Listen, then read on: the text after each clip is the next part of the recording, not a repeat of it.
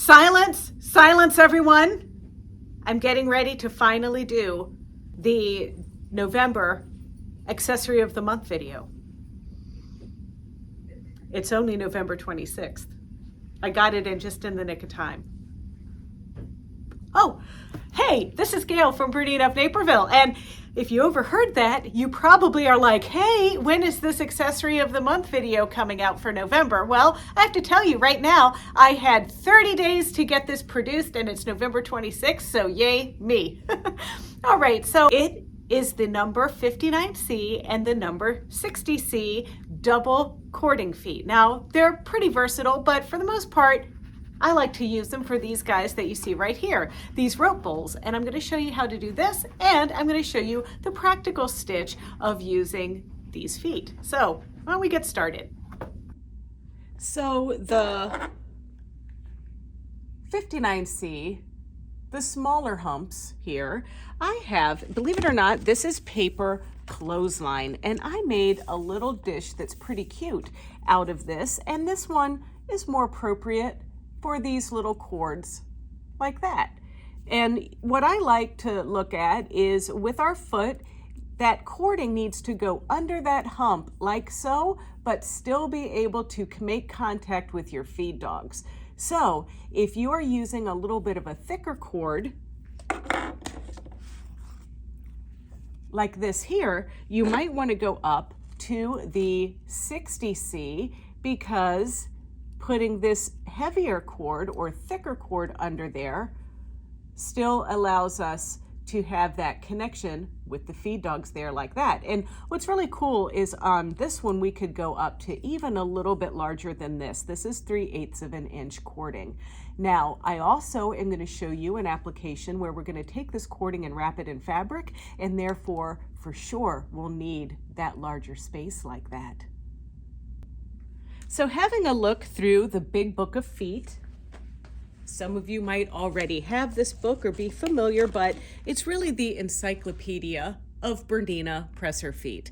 And we have this on sale through the holidays, so you might want to check that out at BERNINAofNaperville.com. But the Big Book of Feet goes in order of the foot number. So we're going to start with 59C and 60C. And you can see here is a rope bowl with that cording covered in fabric and stitched in between using the channels on these feet. And so there's other applications. There is double cording, where it's just two cords side by side being somewhat couched onto a material. There's also double welting, where you have two pieces of piping together rather than just the one. That would be great in home deck, you know, covering some edges when you're doing your upholstery, maybe on the edge of a pillow, something like that. And then you can see here a little rope bowl in action. Now, I've also made some rope bowls that basically are just made out of the cord without any fabric, and that's also fine as well. So let's go ahead and give these things a try. I'm going to start off with just showing you how you would use the number 60C or even the number 59C foot for doing double piping. So I have my needle set with a straight stitch at the center position, and I have the 60C foot on. I've also cut some little strips here. These are about 2 inches wide, and normally you would do this on the bias, particularly if you need to go over curves or anything like that. And there's a couple of ways to do this, but the way that I want to do it is to actually do this with two different fabrics, a light green and a dark green. So I'm going to wrap this cording with my fabric piece,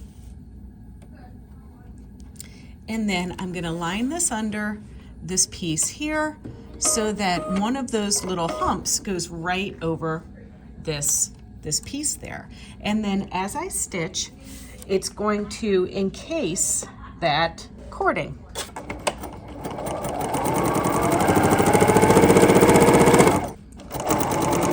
And now the nice thing about this is if you prefer to put your hump over here, you can do that, or you can put it over here. It's just however you want to sew. And then another thing is, as we're stitching, if you want to get this cording a little bit closer or a little tighter, you can just move your needle position either this way, like that, or if you want it to be a little bit further away, you have those little micro movements that you can make with your needle position.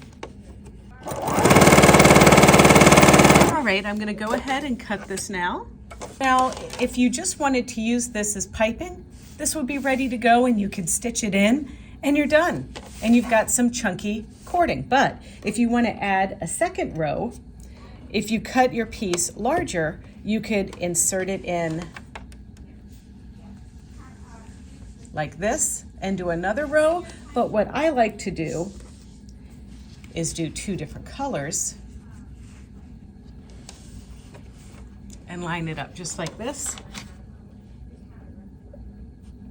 And we can line it up over here like this, or we can line it up like this and move our needle position all the way to the left.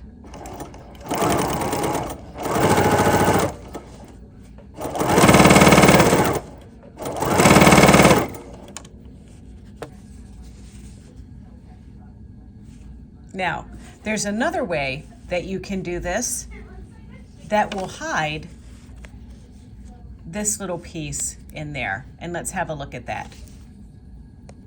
So I sewed two pieces together and then pressed them open, and now I'm going to insert my cording in here just like so. My needle is in the center position with a straight stitch still, and now we're going to simply stitch right down the middle here like this.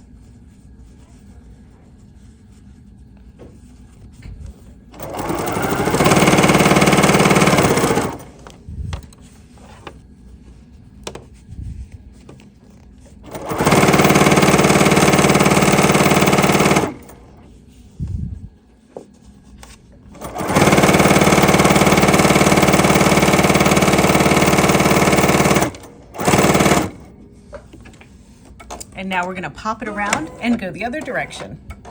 And if you were trying to insert it in a seam, you know, where you have fabric on this side and fabric on this side, you'd have nice insertion. Or you could simply wrap your piece towards the back like this, and we're basically stitching in the ditch to have your double welting.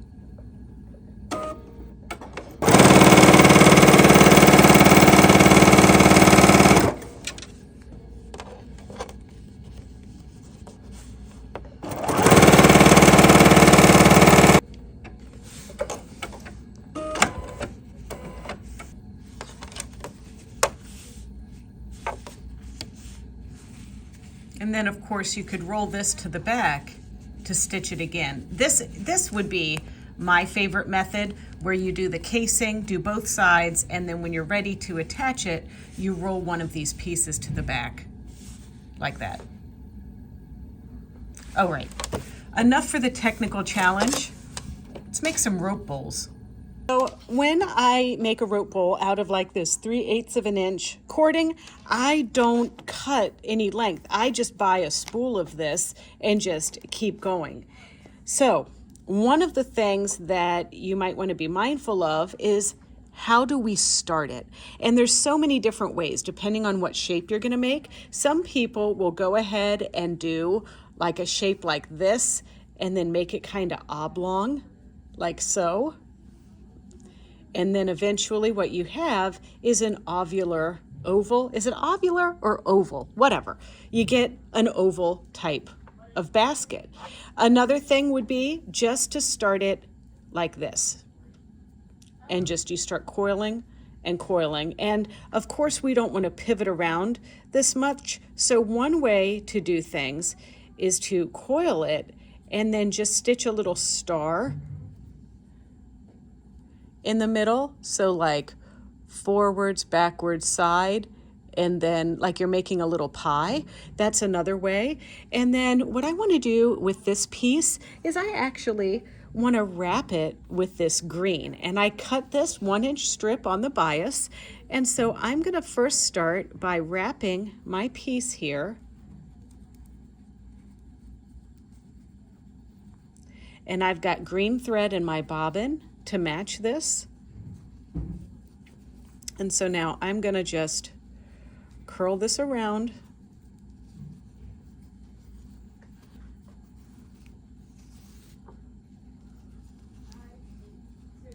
Start my spiral.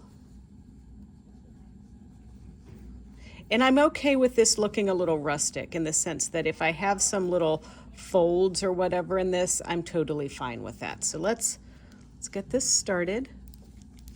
There we go.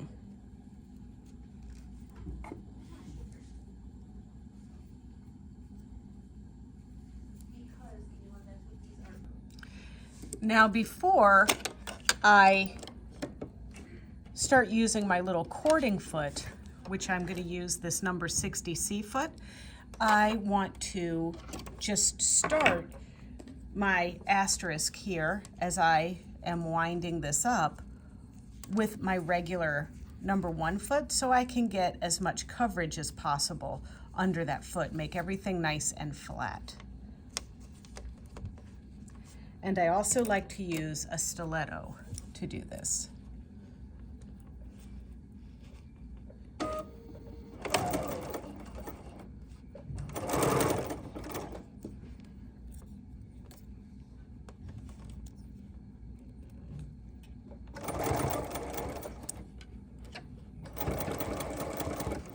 And then I'm starting kind of in the middle there, and I'm continuing to wrap my piece around like this. And now I'm going to lift and slightly pivot and go forward. And now I'm going to go backwards. And you know what I like? I like to use my continuous reverse there under my I button, so I can keep my hands exactly on what I'm doing. And now I'm going to lift and pivot around.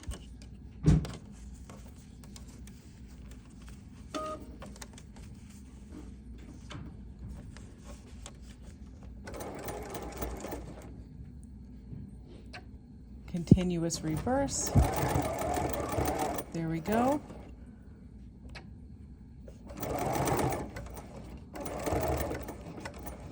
And now let's pivot.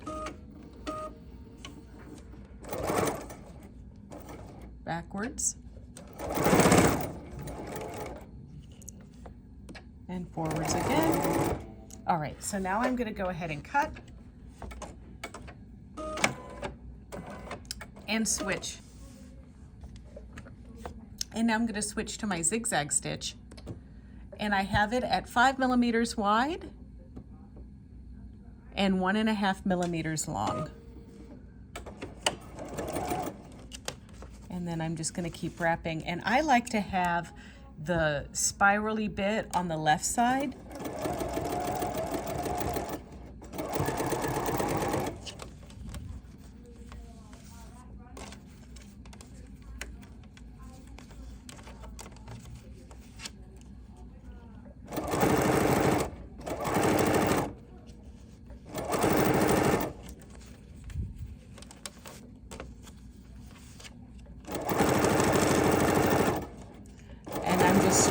Spiraling this more than this for right now, just as we go around.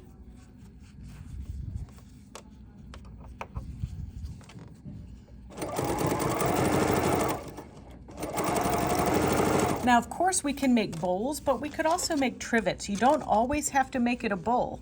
These make wonderful hot pads for the holidays.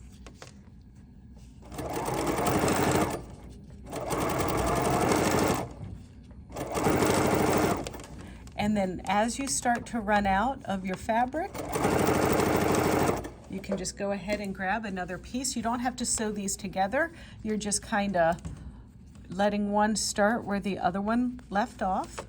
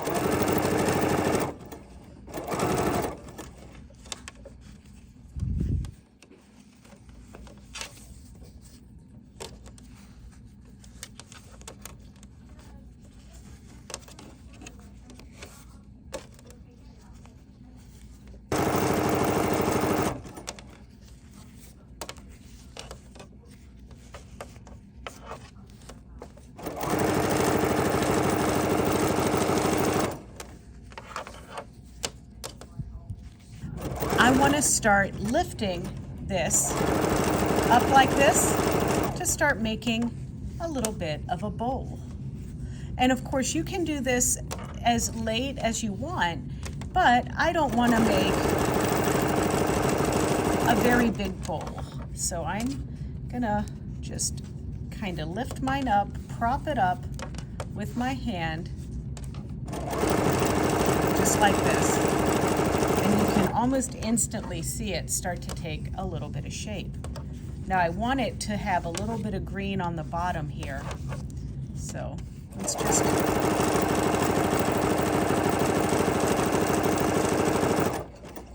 keep going around. Don't be alarmed about this. I'm just going to go ahead and sneak that right in the seam allowance, just like this.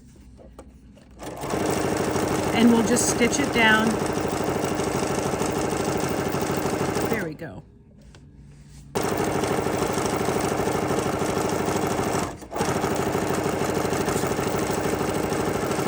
So now what I'm doing is I've come up to the end of my green. So now I'm just ending my thread, and I'm going to change to a white thread in the top and bottom. But so far I love my little green basket. After a quick thread change, I'm just going to back up a little bit. There we go. And now I've switched. It's a lot faster when you don't have to wrap this cording.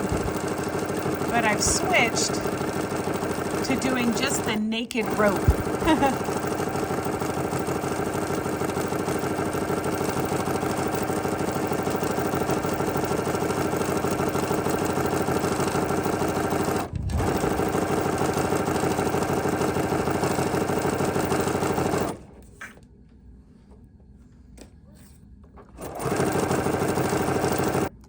All right, after a few passes with the white, I am changing my stitch and my thread. I now have the green thread in top and bottom again, and I'm going to use one of my stitches in the 400s. And I actually am going to pick this really cool little 442. It kind of has this southwest look to it, I think. So I'm going to just line this up, get it into position. And I haven't adjusted my stitch or anything, and we're just going to stitch this at face value here.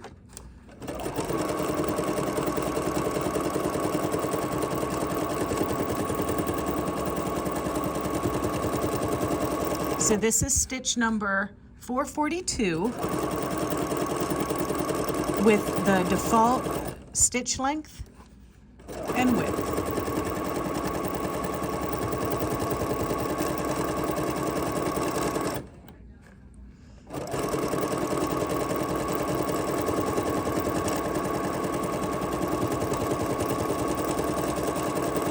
So now as I get close to the end here, I want to try to wrap this up as close to ending in a scallop as possible. So that means I'm going to have to cut.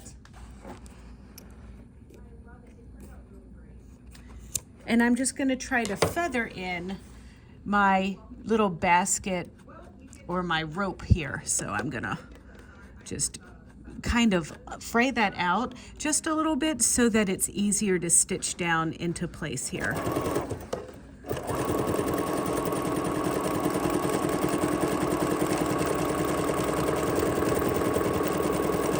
There we go. Now we'll cut and admire our work.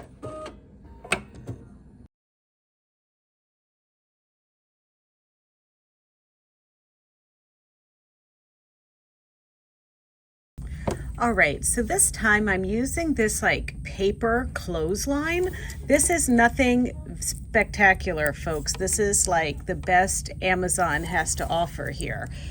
So this time I'm at my Bernina 735, and I have the 5mm capability on this machine, but you're gonna see that I'm still gonna be using my 59 foot with this, okay?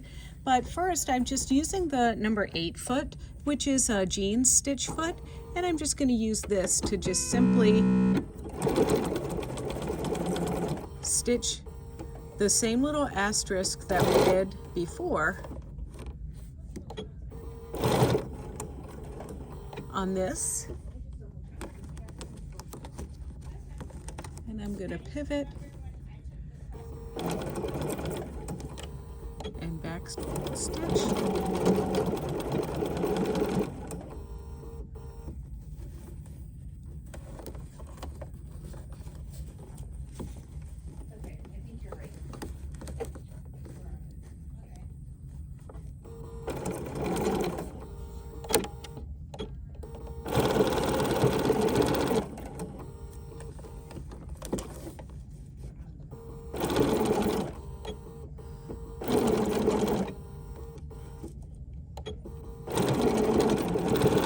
Alright, so now that I've got that going, I'm going to go ahead and cut and switch to my 59 foot. Now my 735 has presser foot recognition, so I'm going to have to change my foot. And of course this is 59C, but the 735 only recognizes the 59, but that's okay. No biggie here. So now we're going to start again, and remember, I like the bulk of the coil to be over here on the left. And now I'm going to pick stitch number 2, which is a little zigzag stitch. And we're going to just coil, coil, coil.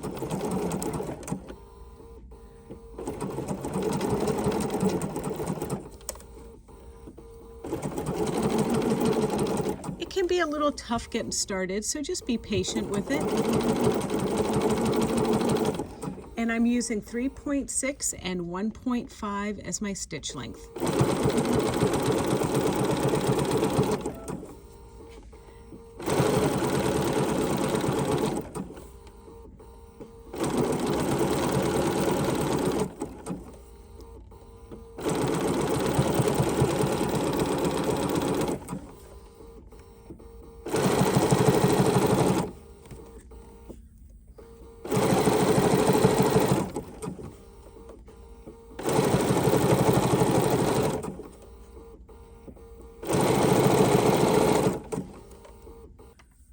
So I switched to a white thread, but keeping my stitch the same. So now I'm just going to start again with the white.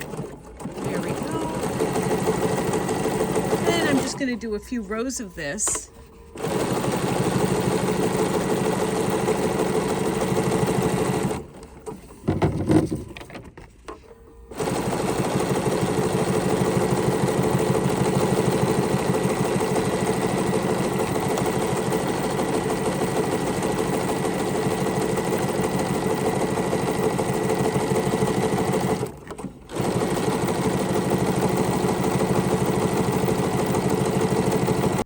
Okay, so now I'm going to go back a little bit, cut, and I'm changing back to black, and now I'm going to use a decorative stitch. It's stitch number 401, and I've elongated my stitch to 9 millimeters. And now I'm going to start right where I left off, just like this.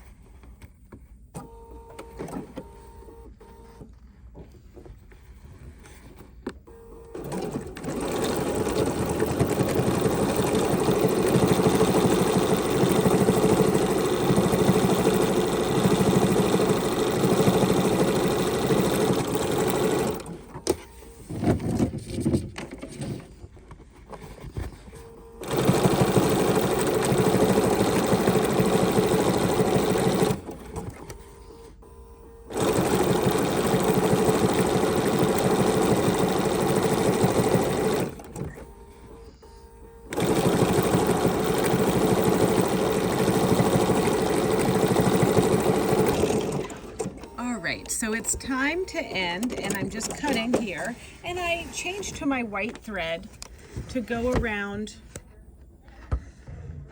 to leave like a little border between the arrows. So now I'm going to cut And then I'm just going to add a little tab right here that I think will make this super cute, and I just want to cover where I started and stopped. Thanks for watching. I hope you learned something. I hope you pick up this month's accessory of the month. You have 2 feet to choose from, so you might as well get both. It's 25% off now through November 30th. However, guess what? If you miss that deadline, accessories, all Bernina feet, hoops, and suitcases are on sale through December 31st for 25% off. So can't beat that deal, right? Well, if you like this tutorial and you want to see more just like it, don't forget to check out our Bernina of Naperville YouTube channel. It's easy. It's youtube.com/Bernina of Naperville, and there you can like, comment, and subscribe. See ya.